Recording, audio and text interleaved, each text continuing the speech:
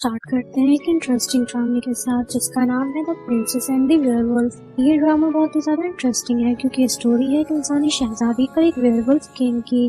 ड्रामे के स्टार्टिंग में हमें एक दाशिया स्टेट दिखाया गया है जो कि काफी ज्यादा खूबसूरत है, जहाँ पर बहुत सारे लोग खड़े हैं एक लड़की को देखने के लिए। और जैसे ही वो लड़की आती है सब उसे सेलिब्रिटी की तरह ट्रीट करते हैं और पागलों की तरह चिल्लाने लगते हैं, ताऊ ताऊ आई लव यू, और उसकी तारीफें करते हैं। तो वो उन्हें थैंक्स कहती है और कहती है कि आप सभी का बहुत बहुत शुक्रिया मुझे इतना सपोर्ट करने के लिए। और फिर उन सबको फ्लाइंग किस देकर अंदर चली जाती है, जहाँ उसे एक शख्स मिलता है जो दाशिया स्टेट का छोटा सा मिनिस्टर होता है। वो भी ताऊ को देखकर काफी खुश होता है और ताऊ को तरह तरह के एक्सपेंसिव गिफ्ट्स दिखाता है और कहता है कि देखो ये सब मैं तुम्हारे लिए लाया हूँ, क्या तुम्हें पसंद आए। लेकिन वो कहती है कि मेरे पास ऑलरेडी ऐसे गिफ्ट्स हैं, क्या तुम्हारे पास कुछ स्पेशल एक्सपेंसिव नहीं है जिसे देखकर मैं खुश हो जाऊँ। कि तभी वो शख्स उसे एक बॉक्स ला कर देता है जिसके अंदर से ग्रीन कलर की लाइट निकल रही होती है। वो उसे देखकर कहती है कि मुझे यकीन था कि ये तुम्हारे पास ही मिलेगा। इसके बाद वो अपना फेस रिवील करती है, जहाँ हमें पता चलता है कि वो ताऊ नहीं बल्कि दाशिया स्टेट की प्रिंसेस है। और हमारे इस ड्रामे की मेन फीमेल लीड थी जिसका नाम है चीपा। वो शख्स उसे देख काफी बुरी तरीके से डर जाता है कि प्रिंसेस आप यहाँ। कि तभी चीपा अपने बॉडीगार्ड को आवाज देती है और वो ऊपर से आकर उसे पकड़ लेता है और चीपा उसे लोगों के सामने लाती है और बताती है कि कैसे इस शख्स ने शाही टैक्स के नाम पर आप सबको लूटा है, जिसका सबूत इन लिस्ट में है, इसलिए अब उसे सजा मिलेगी। इसके साथ साथ वो लोगों से वादा करती है कि सभी लोगों को उनके पैसे वापस कर दिए जाएंगे। और ये सुन लोग खुश हो जाते हैं और उसे थैंक्स कहते हैं। चीपा अपने बॉडीगार्ड से कहती है कि इसे मेरे अंकल के हवाले कर दो,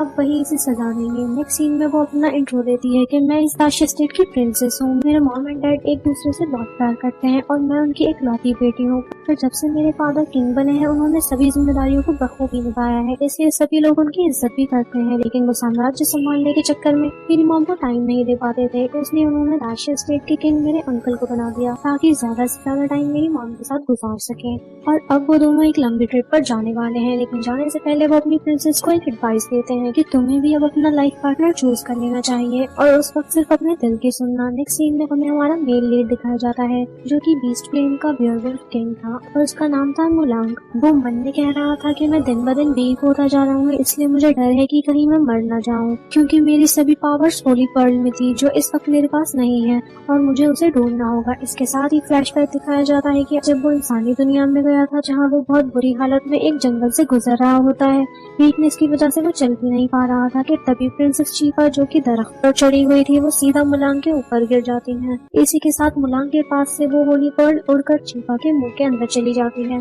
जिसे आज तक वुल्फ किंग मुलांग ढूंढ रहा है, जिसके ना मिलने की वजह से वो वीक होता जा रहा है। उसे खोज है तो बस उस लड़की की। यहाँ पर चीपा महल में एक स्टैचू को देखकर उसकी खूबसूरती को निहार रही थी जो कि उसकी मदर ने भेजा है। कि तभी छोटी बच्ची चिल्लाती है कि दादी माँ आ रही हैं और ये सुन प्रिंसेस भागने लगती है, पर उसकी आंट उसे पकड़ लेती है और उसे कहती है कि हमें तुम्हारी शादी की फिक्र है और तुम 20 साल की हो गई हो, आखिर तुम शादी कब करोगी। तुम जानती हो ना कि दाशिया स्टेट में तो 15 साल की लड़कियों की शादी हो जाती है और तुम्हारे कजन की भी 15 साल में ही शादी हो गई थी। लिटिल प्रिंसेस जो कि उसी की कजन की बेटी होती है वो कहती है कि हाँ अब आपको भी अपना लाइफ पार्टनर ढूंढ लेना चाहिए। उसकी आंट बताती है कि जब मैं तुम्हारी उम्र की थी तो मेरे बच्चे भी हो गए थे, इसलिए मैं चाहती हूँ कि तुम्हें भी प्यार करने वाला और खुश रखने वाला प्रिंस मिल जाए। उसके बाद वो चीपा को बहुत सारे लड़कों की प्रोफाइल दिखाती है और उनका इंट्रो भी देती है कि इसमें ये खासियत है, पर चीपा को इनमें कोई भी इंटरेस्ट नहीं होता तो वो चुपके से पीछे से भाग जाती है। जिसके बाद वुल्फ किंग यानी मुलांग ह्यूमन वर्ल्ड में आता है अपने उस होली पर्ल को ढूंढने के लिए। मुलांग का अपना एक वर्ल्ड है जहाँ पर रियल वर्ल्ड का आना जाना नहीं है, क्योंकि उसके बारे में किसी को पता ही नहीं होता। ये ह्यूमन से छुपकर एक वर्ल्ड में रहते हैं जिसे बीस्ट प्लेन कहते हैं। इसके बाद लियू जुन मुलांग से कहता है कि आपको ह्यूमन वर्ल्ड में उस लड़की को ढूंढते हुए 4 साल हो चुके हैं, अगर आप मुझे इजाजत दे तो मैं आपके लिए यहाँ वो होली पर्ल ढूंढ लूंगा, क्योंकि आपकी बॉडी बहुत ज्यादा वीक हो चुकी है। पर मुलांग उसे मना कर देता है, ये बताकर कि उस लड़की को सिर्फ मैं फील कर सकता हूँ और तुमने उसे देखा भी नहीं है, इसलिए वो तुम्हें नहीं मिलेगी। दूसरी तरफ चीपा न्यू हॉर्स देखने आई है जिसमें से एक उसे बहुत पसंद आता है, इसलिए वो हॉर्स राइडिंग की जिद करती है।